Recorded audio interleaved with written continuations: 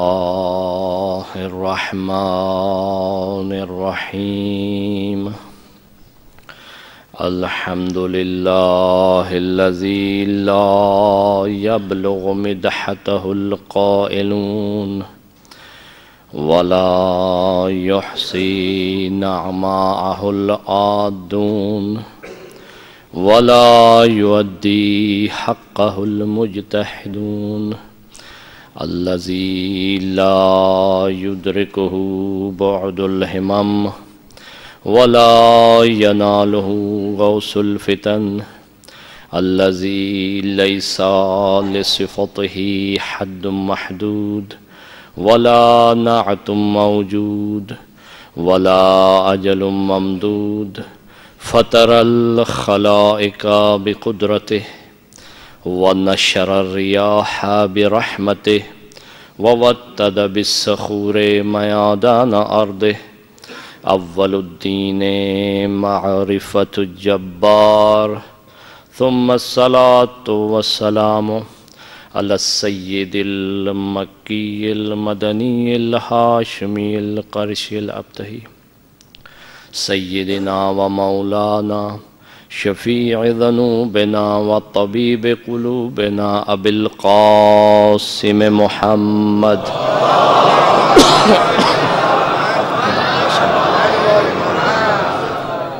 وعلى أهل بيته الطيبين الطاهرين المعصومين المظلومين لا سيما بقية الله الأعظم إمام زماننا هذا روحی و ارواح العالمین تمام انبیاء کی صفات رکھتا ہوگا.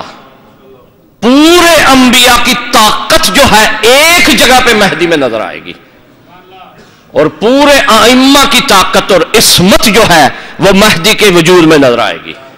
یہی وہ حدیث ہے جس کی آپ کو آج زحمت دے رہا ہوں اپنی دلیل کے طور پر کہ کیسے مہدی کی طاقت اتنی زیادہ ہوگی. یعنی سارے انبیاء کی صفات کو، سارے انبیاء کی طاقت کو، ان کے علم کو، ان کے حلم کو، ان کی کتابوں کو، ان کے صحف کو، ان کی ہمتوں کو، ان کی طاقتوں کو اگر جمع کر دیا جائے اور اس کے بعد رسول خدا کی طاقت کو جمع کر دیا جائے، مولا علی کی طاقت کو جمع کر دیا جائے، سیدہ کی عصمت کو جمع کر دیا جائے، امام حسن و حسین و علی و محمد و جعفر و قاسم و علی و محمد و علی و حسن کو جمع کر دیا جائے تو پھر مہدی بن جاتا ہے. اسی لیے اللہ نے بلند آواز میں درود پڑھے مل کے سب اللہم صلی علی محمد و آل محمد وعجل فرجهم. مولا نے اسی طرف اشارہ کیا سنت من نوح و سنت من ابراہیم و سنت من موسیٰ و سنت من عیسیٰ و سنت من ایوب و سنت من محمد صلی اللہ علیہ وآلہ وسلم. اللہم صلی علی محمد و آل محمد وعجل فرجهم. مولا فرماتے ہیں البتہ کیونکہ پورے انبیاء کا تو نام نہیں لینا تھا، اولو العزم کا نام لے لیا، مین انبیاء کا نام لے لیا تاکہ سب اس میں شامل ہو جائیں. ہم نے توجہ فرمائی کیسے امام پوری دنیا کو جنت بنا دیں گے. اس کی وجہ کیا ہے؟ اس کی وجہ یہ ہے کہ تمام انبیاء کی صفات، تمام کے ظہورات سب امام اپنی صلاحیتوں کو ملاتے ہوئے اور خود اپنے حکم خدا سے اور آپ شیعوں کی مدد سے. یہ نہ بھولیے گا، یہ امام نے معجزاتی کام نہیں کرنے. معجزاتی کام کرنے اب کون سی مشکل ہے؟ دلیل ہے یہ کہ اگر معجزے سے ہی امام نے سارا کچھ درست کرنا ہے تو اب کیا معجزہ تو ان کا ہے نا، ہم تو اس میں سروکار ہی نہیں رکھتے.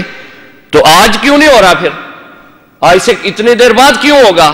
امام نے معجزاتی طور پہ دنیا کو نہیں بدلنا، امام نے اپنے علم و تدبر و حکمت اور آپ کی صلاحیتوں کو دکھاتے ہوئے بدلنا ہے کہ مت سمجھو کہ میں مہدی حجت خدا ہوں اور میں معجزاتی طور پہ دنیا کو بدلوں گا. نہیں، میں معجزاتی طور پہ نہیں بدلوں گا بلکہ شیعوں کی صلاحیتوں کو بتاتے ہوئے کہ اگر شیعہ ایسے ہیں تو ہم کیسے ہوں گے. اسی لیے کہا میں انتظار کر رہا ہوں، تم سیدھے ہو جاؤ میں آ جاؤں گا. اگر معجزہ ہی کرنا ہوتا تو کہتے تم بیٹھ جاؤ، تم سو جاؤ، تم آرام فرماؤ، تم گھروں میں رہو، تم جو مرضی کرو، میں آ رہا ہوں. لیکن ایسا نہیں فرمایا. لہذا معجزے کا انتظار نہ کیجیے گا. ہاں اس کو معجزہ دکھائیں گے مہدی کہ جو منکر مہدی ہوگا، جو منکر مہدی ہوگا. لیکن معجزہ دکھائیں گے اس کو دلیل کی خاطر، جیسے رسول نے دکھایا، جیسے علی نے دکھایا. لیکن معجزے سے بدلیں گے نہیں اسے. اگر پھر بھی نہیں مانے گا پھر تلوار لگا لیں گے. لہٰذا یہ ذہن میں رکھیں کہ ہم بعض اوقات سوچ لیتے ہیں کہ امام آئیں گے تو امام جو ہے وہ کوئی بھی معجزہ کریں گے تو سب کچھ ہو جائے گا. نہیں، بالکل ایسا نہیں. امام آپ کے انتظار میں ہے. امام کے اس لیے دو لقب ہیں، منتظر و منتظر، کہ جو انتظار کر بھی رہا ہے اور جس کا انتظار ہو بھی رہا ہے. یہ ذہن میں رکھ لیں. پھر امام فرماتے ہیں کہ کیا صفات ہیں؟ کہا فَأَمَّا مِن نوح، نوح کی جو صفت ہے ہمارے قائم میں وہ یہ ہے فطول العمر. نوح کی جو صفت ہے طول عمر ہونے کی. حتیٰ نوح کو 900 سال تھے اور حضرت کو کئی سو سال گزر چکے ہیں اور آگے پتہ نہیں معلوم نہیں کب تک. اس کے بعد امام فرماتے ہیں وَإِمْ تیری بیٹی پیاسی ہے، اب سکینہ پیاسی نہیں رہے گی، میں پانی جا کے اہتمام کرتی ہوں. عمر صاحب سکینہ کی قسم، اس کی مالکن کا نام. کسی کو علم نہیں تھا. مہدی الزمان بھی جب دنیا میں تشریف لائے تو کسی کو علم نہیں ہے.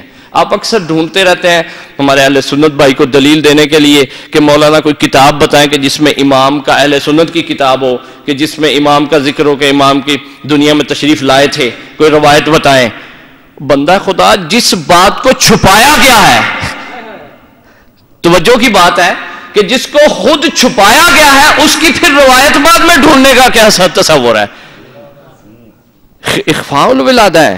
اس کے بعد مولا فرماتے ہیں وَاِعْتِزَالُ النَّاسِ، اور لوگوں نے انہوں نے دوری اختیار کی تھی لوگوں سے.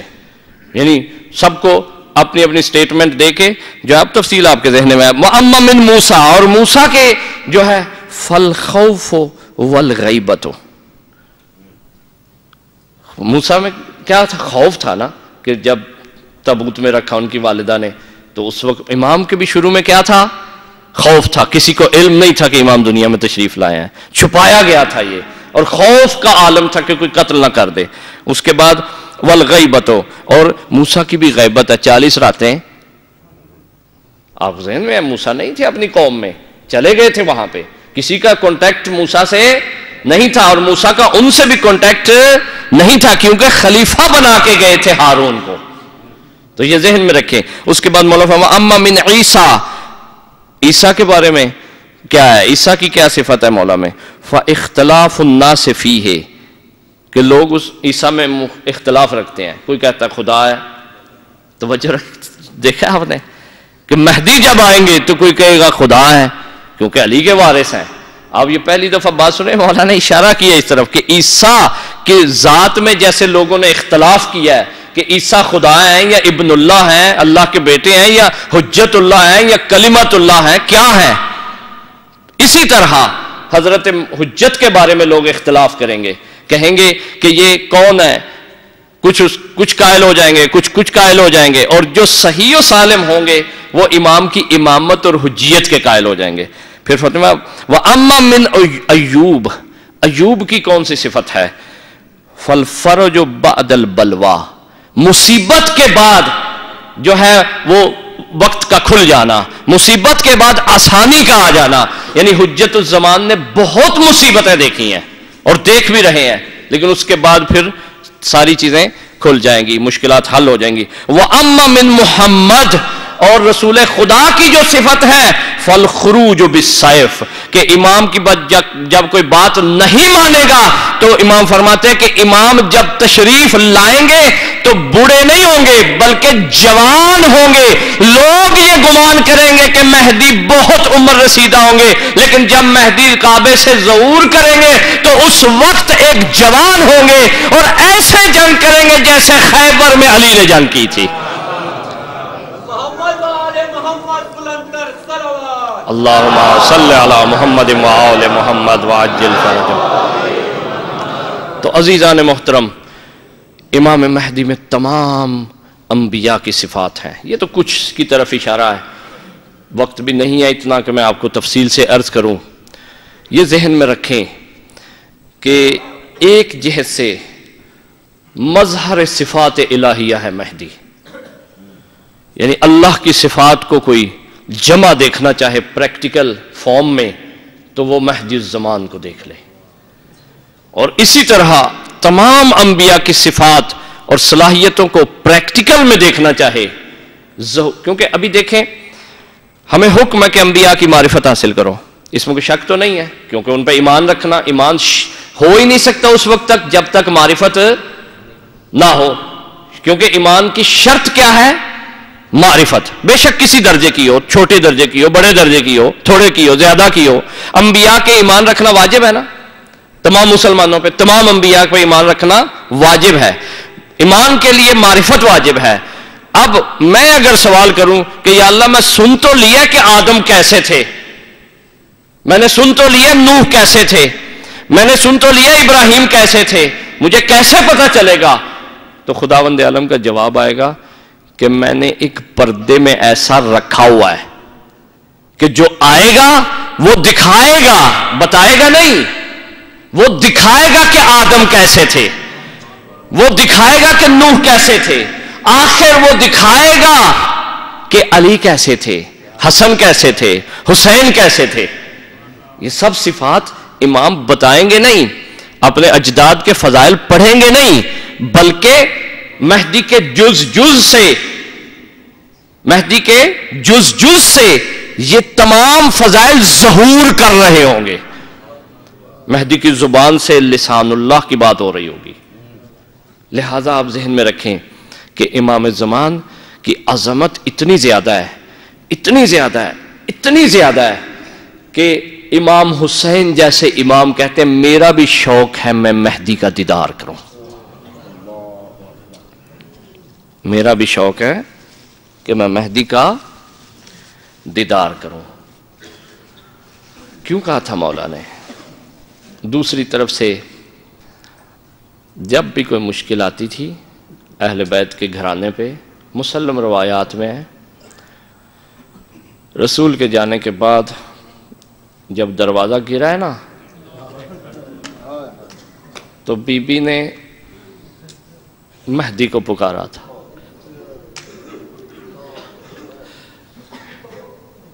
کیوں مہدی کو پکارا تھا؟ بی بی کو معلوم تھا یہ تو آغاز ہے، یہ پہلی آگ لگی ہے ہمارے گھر میں، اس کے بعد ظلم اور بھی بڑھ جائیں گے. تو اس لیے پہلی دفعہ جب ظلم ہوا نا اہل بیت کے گھرانے پہ، اسی وقت بی بی نے کہا مہدی میرا انتقام لینا. عزادارو، اسی لیے جب بھی مصیبت آتی تھی کسی امام پہ، ہم تو ائمہ کو پکارتے ہیں نا کہ یا امام ہماری مدد کریں، تو ائمہ مہدی کو پکارتے تھے. مہدی الزمان کی اتنی عظمت ہے. جس طرح زینب کو عباس کے نام کی دھارس تھی، اجرکم اللہ، اللہ آپ کو کسی اور غم میں نہ رلائے. عزیزارو، بڑی عظیم عبادت ہے. اسی طرح سارے ائمہ کو مہدی کے نام کی دھارس ہے. خدا کی قسم، جب بھی حسین سلام اللہ علیہ کے مصائب ہوتے ہیں تو اس میں ایک روایت ملتی ہے کہ جب مولا کے گلے پہ شمر ملعون نے ایسے خنجر کے ساتھ ضربیں لگائیں جو لگا ہوا نہیں تھا. لوگ بعض اوقات پڑھتے ہیں تیز تھا، تیز نہیں تھا. میں نے خود روایت پڑھی ہے، اس ملعون نے ایک پتھر لے کے نا پتھر پہ پہلے خنجر کو مارا تھا. مختار کی روایتوں میں پڑھ لینا. مختار نے پوچھا بھی تھا شمر تو نے کیوں ایسا کیا تھا؟ اس نے کہا میں چاہتا تھا حسین آرام سے ذبح نہ ہو.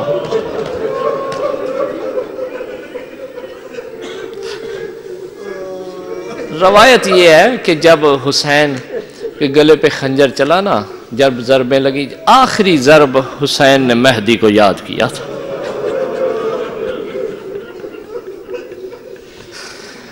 عزادارو،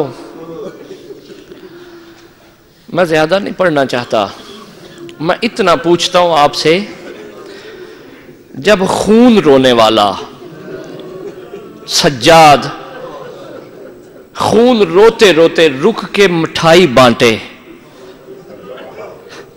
پہنچ جاؤ مصائب پہ، جو خون روتا ہو، جو کبھی بھی خاموش نہ رہا ہو، شام سے آنے کے بعد جب پانی دیکھے تو رونا شروع کرے، جب کھانا دیکھے تو گریہ شروع کرے، جب چادر دیکھے تو گریہ کرے، جب علی اکبر کی مسند خالی دیکھے تو گریہ کرے، جب اپنے بابا کی مسند خالی دیکھے تو گریہ کرے. جس کی زندگی گریہ ہو، بتاؤ کہ وہ ایک دن صبح صبح اٹھے اور کہے کہ آج تم شرینی بانٹو. کیوں؟ کس کا سہارا آیا تھا؟ دیکھو سجاد کا دل بڑا مغموم تھا، لیکن سجاد نے کیوں حکم دیا اتنے غم میں؟ کیونکہ حرملا کا سہارا آیا تھا. روایت ہے کہ جب مختار نے، مولا پوچھتے بھی تھے، جب مختار نے قیام کیا نا، تو جب منحال آتا ہے تو مولا نے پوچھا کہ مختار کا کیا حال ہے؟ تو دوسری بات جو سجاد نے کیا، کہا حرملا زندہ ہے ابھی.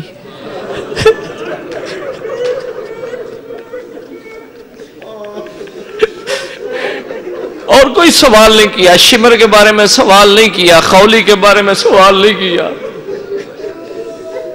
اللہ جانے سجاد کے دل میں کیا درد تھی.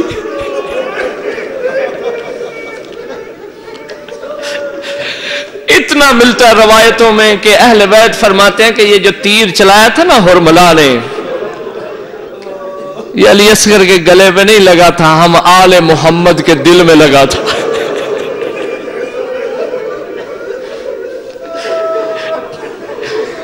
اس 3 شعبہ تیر سے، 6 شعبہ تیر سے ہم آل محمد کا قیامت تک کے دل کے لیے دل چھلنی ہو گیا تھا. عزادارو، عجب قسمت ہے رباب کی. 2 بچے دیے اللہ نے رباب کو، چھوٹے چھوٹے 2 گلے ہیں ان کے، ایک بیٹی ہے ایک بیٹا ہے. دونوں کے گلوں کی حالت عجیب ہے. ایک کا ذکر ابھی کروں گا، ایک کا ذکر رات کو کروں گا. اجرکم علی اللہ. میں سخت نہیں پڑھ سکتا، لیکن میں چھپا نہیں سکتا کہ اہل بیت کے ساتھ کیا ہوا ہے. خود امام سجاد فرماتے ہیں کہ ہمارے مصائب مومنوں سے چھپایا نہ کرو، ان کو پتہ چلے کہ ہم نے کیسے دین کو بچایا ہے. اجرکم علی اللہ. عزاداروں، یہ چھوٹے چھوٹے جو 2 گلے تھے نا، اس میں سے ایک گلا ایسا تھا کہ ایک بار نہیں کئی بار کٹائے. یہ اس پہ اتنا ظلم ہوا ہے، میں بیان کرتا ہوں تھوڑا سا. اور رباب کی وفا دیکھیں، باہر سے آئی تھی نا رباب، اہل بیت کے گھرانے سے بعد میں تعلق ہوا تھا. اتنی عظیم بی بی ہے یہ کہ جب جانے لگی ہے نا، مولا کا جب لاشا دیکھا ہے نا، اپنے وارث کا لاشا دیکھا ہے کہ گرم ریت پہ پڑا ہوا ہے، کر کچھ نہیں سکتی تھی، ہاتھ بندھے ہوئے تھے. ایک جملہ بول کے گئی ہے یہ بی بی، بی بی کہتی ہے کہ اے حسین میں تجھ سے وفا کروں گی، اے میرا وارث، اے میرا مولا، میں برداشت نہیں کر سکتی تیرا لاشا گرم ریت پہ پڑا رہے، اصغر تیرے پاس سلا کے جا رہی ہوں، سکینہ لے کے جا رہی ہوں، اس کو زندان میں سلا دوں گی، اور خود مدینے میں جانے کے بعد ساری زندگی نہ ٹھنڈا پانی پیوں گی نہ سائے میں بیٹھوں گی۔ یہ عجب وفا ہے۔ جب امام نے حکم دیا اماں اٹھ کے آ جاؤ، دھوپ سے اٹھ کے آ جاؤ، کہا ایک امام نے سے وعدہ کر کے آئی ہوں، دوسرا امام حکم دے رہا ہے، یا اللہ تو انصاف کر۔ بی بی کی روح پرواز کر جاتی ہے۔ اجرکم اللہ، اجرکم اللہ۔ عزادارو، اس بی بی نے، میں نے سارا مضمون چھوڑ دیا ہے، اپنے سپاہی کو تیار کیا ہے۔ بی بی کے پاس پانی تو تھا نہیں، اتنا بتا دیتا ہوں، اصغر کب سے پیاسا تھا؟ جب یہ شہزادہ چند دنوں کا تھا تو اہل بیت نے اپنے سفر شروع کر دیے تھے۔ ساری زندگی سفر میں گزارنے کے بعد، سفر میں یہ تھا، سفروں کی گرمی کی وجہ سے، غذا کی کمی کی وجہ سے رباب کا دودھ خشک ہو چکا ہوا تھا۔ میں نے خود روایتوں میں پڑھا ہے، جانتے ہو مسائل کو۔ جب بی بی پہنچی تھی نا 2 محرم کو کربلا، تو بہت کم دودھ تھا بی بی کے پاس کہ اصغر کو پلائے، اور ظلم در ظلم یہ ہے 7 محرم کے بعد تو خود بی بی کو بھی پانی نہیں ملا تھا۔ اتنا اندازہ لگا لو اصغر کتنا پیاسے تھے۔ عزادارو، بی بی نے اپنے سپاہی کو تیار کیا، اپنے ہاتھ ریشمی بالوں میں بی بی نے پھیرے، اصغر کو کنگھی کی۔ روایت میں ہے باریک باریک بال تھے، ریشمی بال تھے۔ میں آخر میں عرض کروں گا کہ ظالم نے ان بالوں کا حیا نہیں کیا۔ عزادارو، بی بی نے تیار کر کے ایک پٹکا باندھا، حسین کی گود میں رکھ دیا کہ حسین یہ میرا سپاہی ہے، اسے جنگ کے لیے لے جاؤ۔ سارے سپاہیوں نے تلوار و تیر کے ساتھ جنگ کی ہے اور اپنے پاؤں پہ چل کے گئے ہیں، لیکن اصغر ایسے سپاہی ہے، نہ اپنے پاؤں پہ چل کے گئے ہیں، نہ تیر سے جنگ کی ہے، نہ تلوار سے جنگ کی ہے، اور اپنے بابا کی عصمت کی گواہی دی ہے۔ اجرکم اللہ۔ باب الحوائج کی مجلس، اپنی حوائجیں مانگ لینا، اپنی حاجتیں مانگ لینا، مولا اللہ رد نہیں کرتا۔ علی اصغر کے نام کی حاجتیں مانگی ہوئی خدا رد نہیں کرتا۔ عزادارو، جب حسین لے کے چلے ہیں نا، حسین لے کے چلے ہیں تو امام زمانہ کی یہاں ایک روایت ہے، وہ عرض کروں گا آپ کی خدمت میں۔ کہا کہ ظالموں، اگر کوئی قصور ہے تو مجھ حسین کا ہے نا تمہاری نگاہ میں، اس معصوم بچے کا کیا قصور ہے؟ اس کو ایک بوند پانی دے دو۔ حسین نے زیادہ پانی نہیں مانگا تھا، یہ مائیں بہنیں ہماری جانتی ہیں کہ بچہ کتنا پانی پیتا ہے۔ تھوڑا سا انگلی لگا کے بھگو کے بچے کے ہونٹوں پہ لگا دیتی ہیں، اس کی پیاس بجھ جاتی ہے۔ اس سے زیادہ ساقی کوثر کے بیٹے میں پانی نہیں مانگا تھا۔ عزادارو، جب حسین نے یہ جملہ کہا نا تو ظالم کہتا ہے کہ حسین اپنے لیے پانی مانگ رہے ہو اور بچے کا نام لے رہے ہو۔ عزادارو، یہاں علی اصغر نے اپنے بابا کی عصمت کی گواہی دی ہے۔ مولا امام زمانہ فرماتے علی اصغر کی زبان تالو کے ساتھ چمٹی ہوئی تھی۔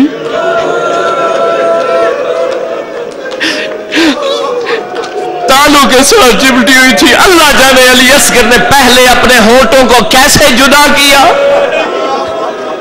خشک ہونٹ سے جب ہونٹوں کو جدا کیا، پھر اپنی زبان کو تالو سے اللہ جانے کیسے اتارنے کے بعد علی اصغر نے اپنے ہونٹوں پہ زبان پھرانی شروع کی. علی اصغر کا حملہ اتنا سخت تھا، اشقیاء کی فوج منہ موڑ کے شام کی طرف فرار کرنے لگی.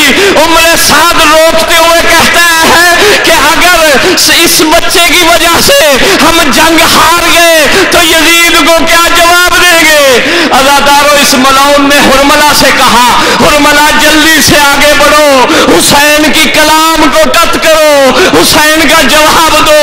عزادارو، ایک مرتبہ یہ ملعون آگے بڑھتا ہے، آگے بڑھ کے خدا کی قسم علامہ ہندی لکھنوی لکھتے ہیں اپنی کتاب میں کہ اس ملعون نے 3 شعبہ تیر لیا ہے، اور تیر زہر میں بجھا ہوا تھا، وہ تیر لیا جو حیوانوں کو بھی نہیں مارا جاتا تھا. اس نے کمان میں تیر رکھا ہے اور اتنے زور سے تیر چھوڑا ہے. مولانا لکھتے ہیں 2 طرح تیر لگ سکتا ہے، یا ایسے لگے گا طولی حیثیت میں، یا عرضی حیثیت میں لگے گا، یا طولی میں لگے گا. اصغر کا گلا چھوٹا تھا، تیر کا انداز بڑا تھا. ایک پھل اصغر کے منہ میں لگا، ایک پھل اصغر کے گلے میں لگا، ایک پھل اصغر کے سینے میں لگا. اجرکم اللہ،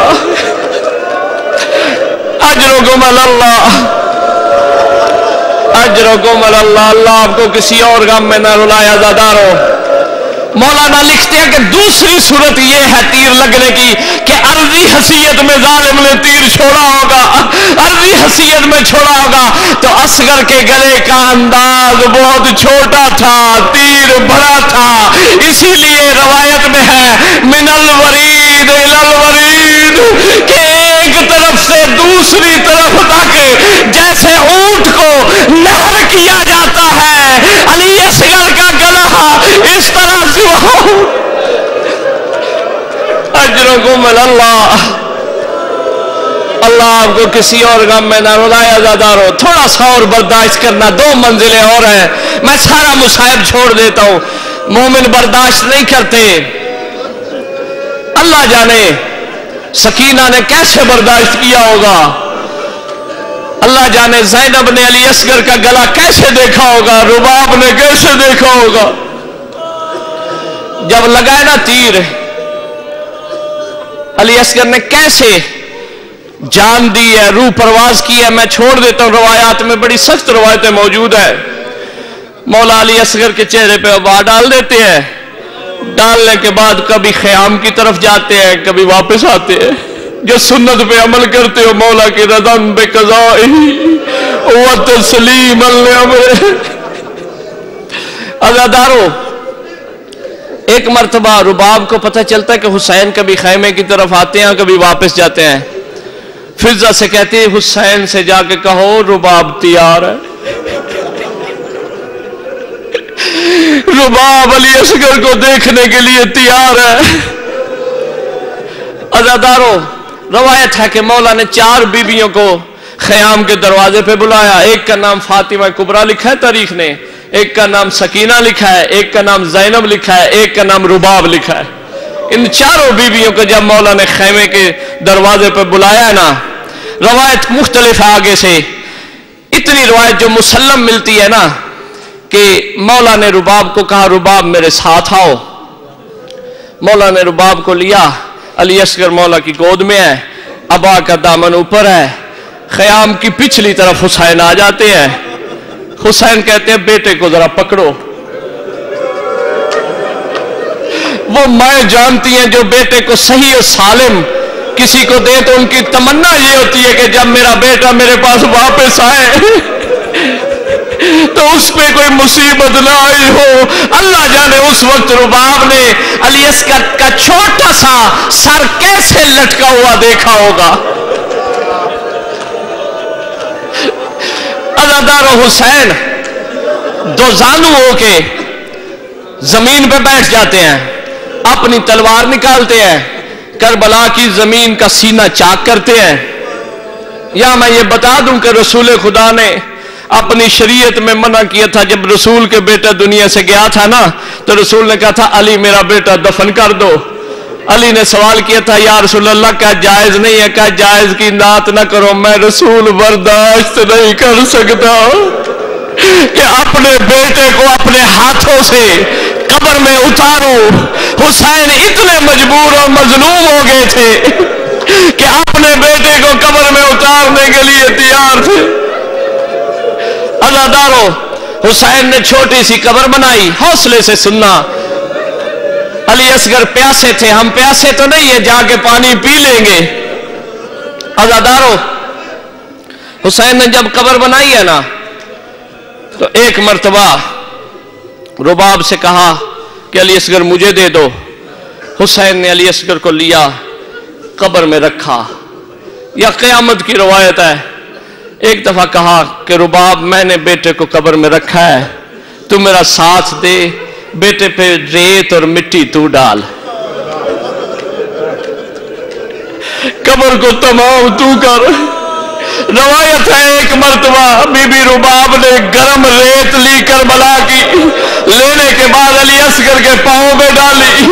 پاؤں پہ ڈالنے کے بعد ڈالتی ڈالتی بی بی جب سینے پہ پہنچی، بی بی نے ایک ریت جب سینے پہ ڈالی، ڈالنے کے بعد علی اصغر کے خون کا فوارہ ایک مرتبہ جب ریت سے باہر آیا، بی بی کا دل کانپا، ہاتھ جوڑ کے کہتی ہے مولا ریت بڑی گرم ہے، علی اصغر کا چہرہ بڑا چھوٹا ہے، میں کیسے بیٹے کے چہرے پہ گرم ریت کو ڈالوں؟ امام نے ریت پکڑی، علی اصغر کے چہرے پہ ڈال کے علی اصغر کی قبر بنا کے دامن کو جھاڑ کے حسین اٹھ کھڑے ہوئے. اجرکم اللہ، اجرکم اللہ. ایک منزل اور ہے علی اصغر کا مصاحب ہے، میں کہتا ہوں ادھورا نہ رہ جائے. یہ عزادارو، علماء نے، میں نے خود کتابوں میں پڑھا، 18 سبب لکھے ہیں کہ حسین نے علی اصغر کو کیوں دفن کیا تھا. کسی شہید کو حسین نے دفن نہیں کیا، صرف علی اصغر کو دفن کیا ہے. کیوں دفن کیا تھا؟ ایک سبب بتاتا ہوں جو علماء لکھتے ہیں. وہ لکھتے ہیں کہ حسین نے دیکھا کہ علی اصغر کا بدن چھوٹا ہے، ان ظالموں نے میری شہادت کے بعد گھوڑے دوڑانے ہیں، میری لاش پہ گھوڑے دوڑانے ہیں، میری بیٹوں کی لاش پہ گھوڑے دوڑانے ہیں. حسین کو اتنا احساس تھا کہ علی اصغر کا بدن چھوٹا ہے، گھوڑوں کے سم بڑے ہوتے ہیں، علی اصغر کا بدن گھوڑوں کے سم کیسے برداشت کرے گا؟ اس لیے حسین نے علی اصغر کو دفن کر دیا تھا.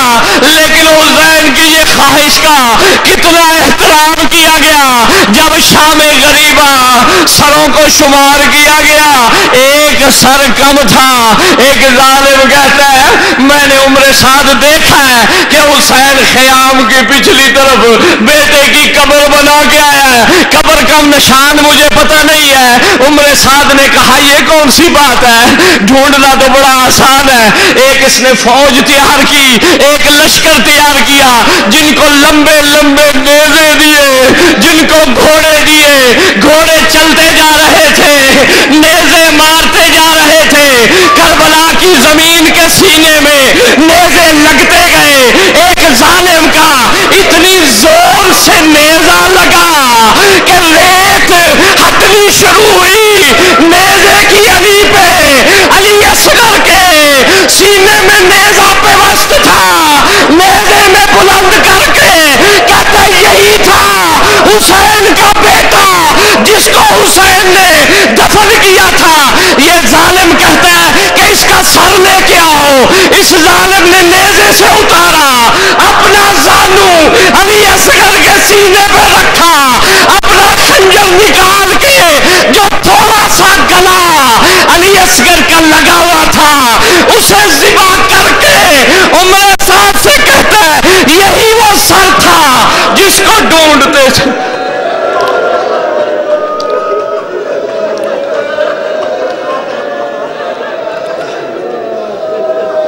اللہ بحق محمد و آل محمد علیہ السلام، یا اللہ بحق حضرت علی اصغر، مولا کی اس مظلومیت کے صدقے میں، حضرت علی اصغر کے مصائب کے صدقے میں مومنین کی حاجات پوری فرما۔ یا اللہ تجھ سے التجا ہے اہل بیت کی عظمت کی، تجھ سے التجا ہے اہل بیت کی مظلومیت کی، تجھ سے التجا ہے، واسطہ ہے۔ بہت سے مومنین نے دعاؤں کے لیے کہا ہے، بہت سے مومنین مریض ہیں، مشکلات میں ہیں، ہم علی اصغر کو رونے والوں میں سے ہیں، خلوص کے ساتھ رونے والوں میں سے۔ اپنے لیے نہیں ہم روتے، ہمارے دل میں درد ہے علی اصغر کا۔ یا اللہ جس دل میں علی اصغر کا درد ہو اس دل کی دعا تو رد نہیں کرتا۔ تجھے واسطہ ہے علی اصغر کی عظمت کا، تجھے واسطہ ہے علی اصغر کی مظلومیت کا، علی اصغر کے چھوٹے سے چہرے کا تجھے واسطہ ہے۔ تمام مومنین و مومنات جو بے روزگار ہیں، جن کے پاس رزق فراوان نہیں ہے یا رزق حلال نہیں ہے، سب کو رزق حلال عنایت فرما۔ اس شہزادے کے صدقے میں جو گودے آج تک بھر نہیں سکی، جن کے ہاں اولاد نہیں، اولاد نورینہ نہیں ہے، ہمارے دوستوں نے التماس کی ہے، خاص باز نے، سب کو حضرت علی اصغر کے صدقے میں اولاد عنایت فرما۔ یا اللہ تجھ سے التجا ہے، اہل بیت کی عظمت کا واسطہ ہے۔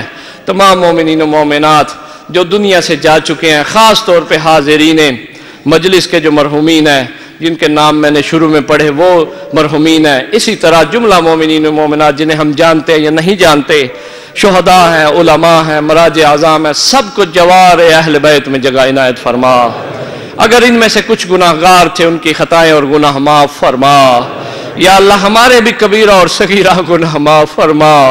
روز جمعہ ہے، روز حجت، تیری حجت کا دن ہے، حضرت حجت کے پاس اسی وقت ہمارے اعمال پہنچتے ہیں، ہم بہت زیادہ گناہگار ہیں، ہمارے اعمال کو بدل دے۔ آئندہ جب بھی یا اب بھی ہمارے جب اعمال مولا کے پاس پہنچے، ہمیں مولا سے شرمندہ ہونے سے بچا لے۔ یا اللہ تجھے واسطہ ہے حضرت مہدی کے پاک چہرے کا، مہدی الزمان کا واسطہ ہے۔ تمام مومنین و مومنات جو اس مرکز کی، دور سے مراکز کی، حوزات علمیہ کی، مدارس کی، مساجد کی، جس جگہ بھی جس طریقے سے بھی خدمت انجام دے رہے ہیں ان کی توفیقات میں اضافہ فرما۔ مراجع اعظام علماء اعلام کا سایہ ہمیشہ ہمارے سر پر قائم رکھ۔ یا اللہ بحق محمد و آل محمد علیہ السلام تمام مومنین و مومنات کے اور اسی طرح اسلام کے تشیع کے جو دشمن ہیں، قابل ہدایت نہیں ہیں، ان کو نیست و نابود فرما۔ یا اللہ بحق محمد و آل محمد علیہ السلام تمام مریضوں کو شفاء کاملہ اور عاجلہ عنایت فرما۔ یا اللہ جنہوں نے دعاؤں کے لیے کہا ہے ہمارے ذہن میں ہیں دعائیں پوری یا نہیں، تو ہم سے بہتر جانتا ہے۔ مومنات کے دلوں میں دعائیں ہیں، مومنین کے دلوں میں دعائیں ہیں، سری ہیں، بتا نہیں سکتے ہیں، حاجات ہیں، حضرت علی اصغر کے صدقے میں تمام حاجات پوری فرما۔ یا اللہ بحق محمد و آل محمد علیہ السلام ہمیں حج و زیارات نصیب فرما۔ یا اللہ ہمیں حجت کے پاک چہرے کی زیارت نصیب فرما۔ یا اللہ حجت کے ظہور میں تعجیل فرما۔ امام کے صدقے میں ہمیں امام کے یار و انصار میں شریک ہونے کی توفیق عنایت فرما۔ یا اللہ جو دعائیں رہ گئی ہیں، یہ دعائیں مانگی گئی ہیں، سب حجت کے صدقے میں اپنی بارگاہ میں مستجاب فرما۔ امام کے صدقے میں ہمیں ہمت و طاقت و معرفت و علم و عمل کی توفیق عنایت فرما۔ اللہم صلی علی محمد و آل محمد وعجل فرجہم ربنا تقبل منا۔